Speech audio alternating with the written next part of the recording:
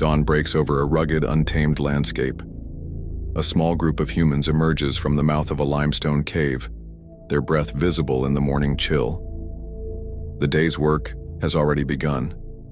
Some scan the horizon for signs of game. Others gather twigs and branches to feed the communal fire, an essential flame that never fully dies. But what really filled the hours of our Paleolithic ancestors? The popular image of cavemen dragging women by the hair or clubbing mammoths is pure fiction, a crude stereotype that misses the incredible complexity of their daily lives.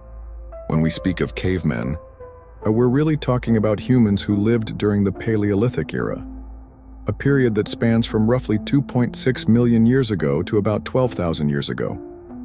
That's over 99% of human history, a time before farming, before cities, and long before writing. Yet this wasn't a static chapter of history. The Paleolithic was a time of constant innovation, advances in tools, social organization, even art. The fragments they left behind, stone tools, hearths, food remains, and occasional traces of textiles or wood, offer invaluable glimpses into how they lived.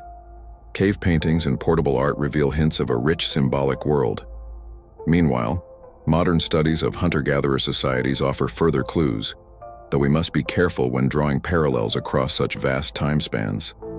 It's important to remember there was no single Paleolithic experience. Life varied dramatically by region, climate, and time. A Homo habilis living in Africa 2 million years ago lived a vastly different life than a Cro-Magnon artist painting the caves of Lascaux 20,000 years ago. Climate was one of the biggest factors shaping their lives. During the Ice Ages, glaciers covered much of northern Europe and Asia, forcing humans to adopt different survival strategies than those living in warmer regions. Coastal and river communities developed fishing technologies, while groups in forests or grasslands pursued entirely different prey and plant resources. What united them all was a hunter-gatherer lifestyle, obtaining food through hunting animals and gathering wild plants. So, what did an average Paleolithic day actually look like? Let's step back in time and explore. Morning. The cycle begins. For Paleolithic people, daily life followed the rhythms of nature. Without artificial lights or rigid schedules, they woke with the sun, adjusting their activities with the seasons. Morning usually began by tending to the fire. Archaeological sites like Terra Amata in France, dating back 380,000 years, show evidence of well-maintained hearths. Fire was critical, not just for warmth and cooking, but for protection from predators and as a social center. Starting a fire from scratch was difficult, so embers were often kept alive overnight in slow-burning materials. Mornings were a time to assess immediate needs. Was the food supply running low? Did tools need repairing? Were animals nearby? Water was collected daily from streams or springs, carried in animal bladders, woven baskets, or later, simple pottery. Midday, the hunt and the harvest. The heart of the day was devoted to food acquisition. Adult males often focused on hunting larger game, while women typically gathered plant foods and trapped smaller animals. But this wasn't a rigid gender divide. Archaeological evidence suggests a flexible approach to roles, with all members contributing where needed. Hunting large animals required extraordinary skill and teamwork. Early humans likely began as opportunistic scavengers, but over time, they evolved into sophisticated hunters.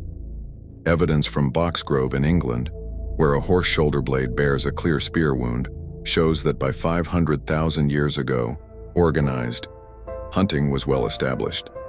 Meanwhile, gathering required deep knowledge of the local environment, understanding which plants were edible, which were medicinal, and which were toxic.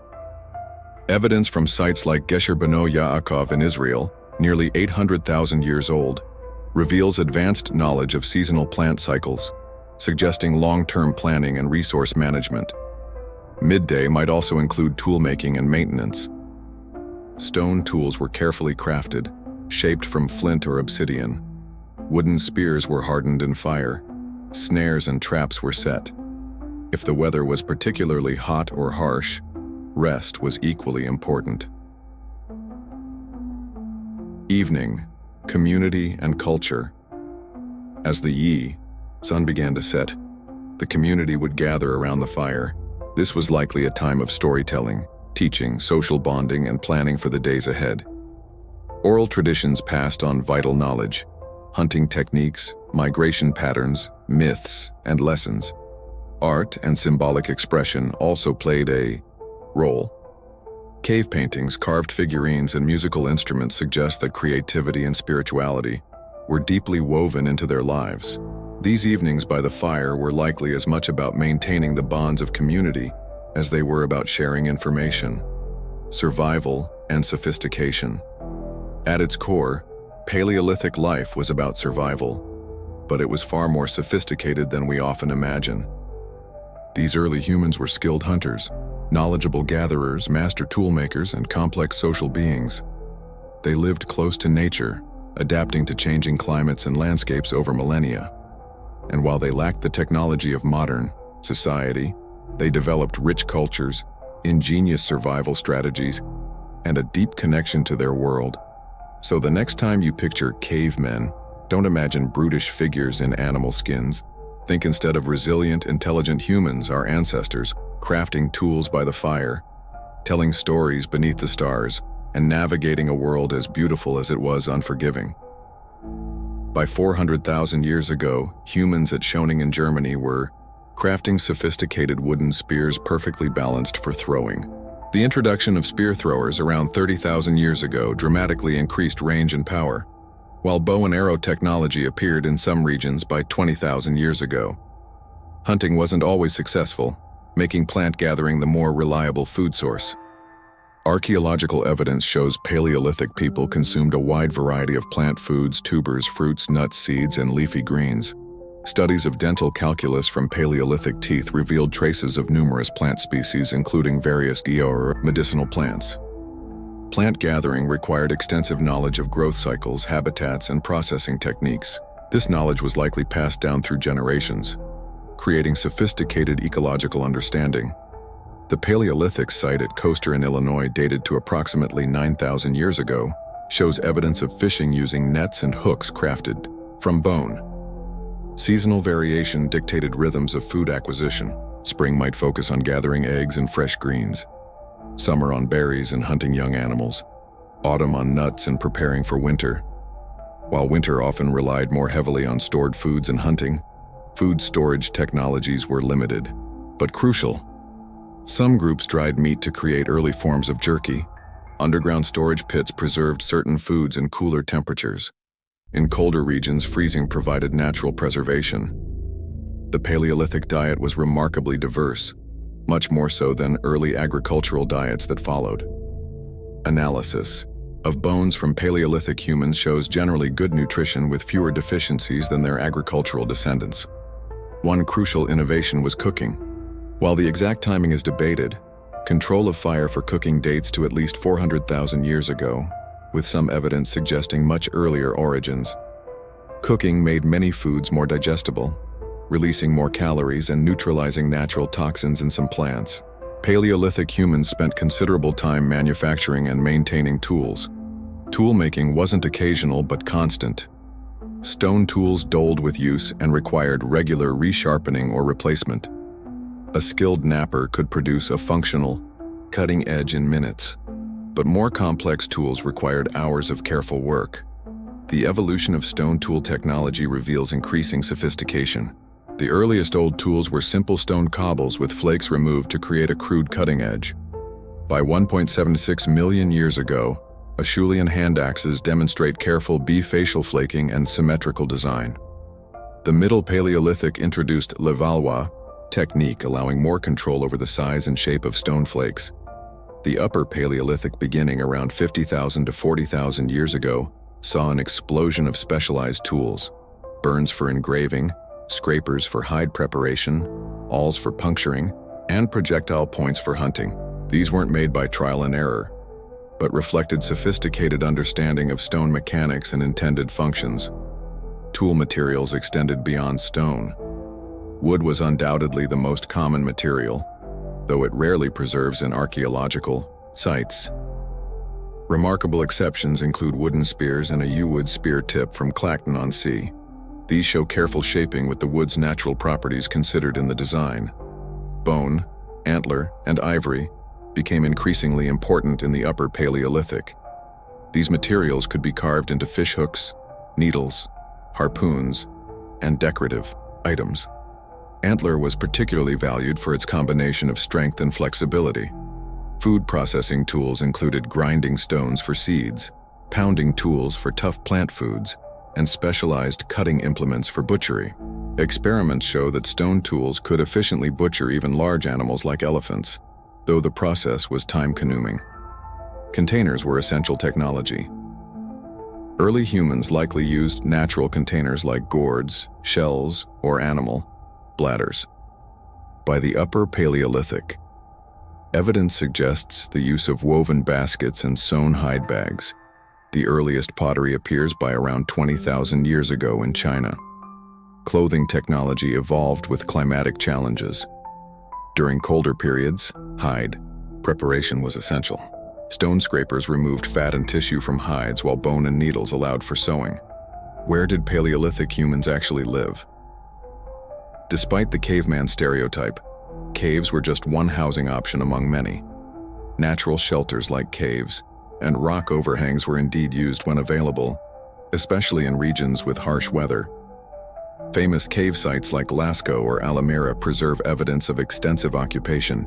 However, caves suitable for habitation were relatively rare, and evidence suggests they were often used seasonally rather than year-round. The archaeological record reveals various constructed shelters. At Tarara Amata in France, archaeologists found traces of oval huts approximately 8 to 15 metres long, supported by wooden posts that measure in Ukraine 15,000 years ago. Mammoth bones were arranged in circular patterns to create dwelling foundations likely covered with hides. Inside these shelters, space was organized for different activities. Hearths typically form the central focus with evidence of sleeping areas, tool-making spaces, and food processing zones arranged around them. Home maintenance required ongoing work. Fire needed constant attention. Shelters required repair after weather damage, and living areas needed periodic cleaning. At some sites, archaeologists have identified distinct dumping areas where refuse was deposited away from living spaces. Child rearing was integrated into daily life. Unlike modern society's age segregation, Paleolithic children likely observed and participated in adult activities from an early age. Personal hygiene is harder to trace archaeologically, but ethnographic studies of hunter-gatherers suggest regular practices including dental cleaning with fibrous plants and bathing in available water sources. Home life also included care for ill or injured individuals. Several Paleolithic skeletons show evidence of healed serious injuries or long-term disabilities, indicating community support for those unable to contribute fully to subsistence activities. Contrary to popular portrayals of primitive existence, Paleolithic social life was rich and complex. The basic social unit was the band, typically 20 to 30 individuals consisting of several related families. These bands weren't isolated.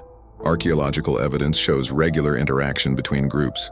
Exotic materials found far from their sources indicate trade networks spanning hundreds of miles. Social bonds were maintained through various activities. Sharing food was fundamental, creating reciprocal obligations.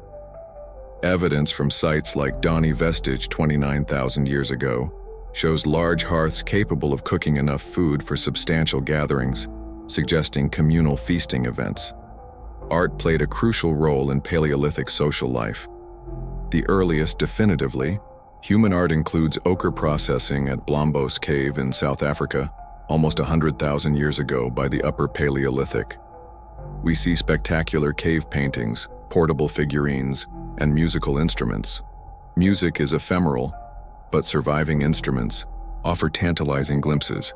Bone flutes dating to 43,000 years ago have been found in Germany with careful reconstruction, showing they produced notes in recognizable scales paired with drums made from stretched hides or hollowed logs which rarely preserve. These suggest sophisticated musical traditions. Evidence for medicine and healing practices comes from plant residues with medicinal properties found in dental calculus. Some shamanic practices may be reflected in theanthropic, a human-animal hybrid images, in cave art, possibly depicting transformed states of consciousness. Conflict existed but wasn't constant. While some Paleolithic skeletons show violence-related injuries, they're relatively rare compared to later periods. Resource abundance relative to population likely reduced competition in many regions.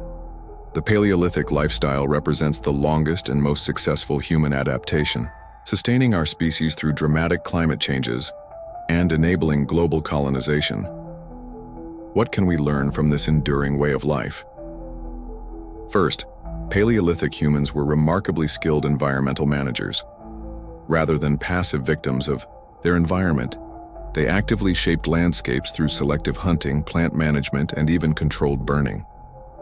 Archaeological evidence from Australia shows Aboriginal fire management dating back 65,000 years, creating mosaic landscapes that enhanced biodiversity.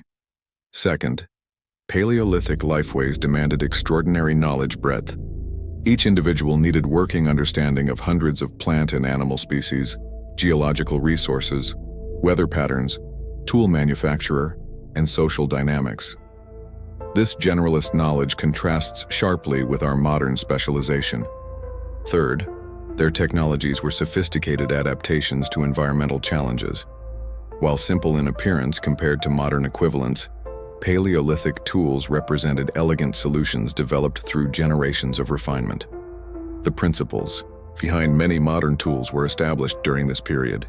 Perhaps most significantly, the Paleolithic period saw the emergence of symbolic expression, abstract thinking, and cultural complexity that defines humanity. The Paleolithic wasn't a primitive prelude to civilization, but a highly successful and sustainable adaptation. For over 99% of human history, this lifestyle maintained population balance with resources and supported rich cultural traditions, achievements worth considering as we face our own environmental challenges. So, what did cavemen do all day? They engaged in a complex balance of immediate needs and long-term planning. They manufactured and maintained essential technologies. They acquired, processed, and shared food. They created and repaired shelters. They taught their children practical and cultural knowledge. They developed art, music, and symbolic systems. They maintained social bonds within and between groups. They adapted to environmental challenges through innovation and mobility. When we look at the archaeological record with fresh eyes, we see not primitive ancestors, but innovative humans facing environmental challenges with creativity and resilience. Their solutions, from sophisticated hunting technologies to symbolic art, laid the foundations for all subsequent human achievements. The next time you imagine a caveman, consider not a fur-clad brute, but a skilled technologist, a knowledgeable botanist, an innovative artist, and a cooperative community member, all rolled into one remarkably adaptable human.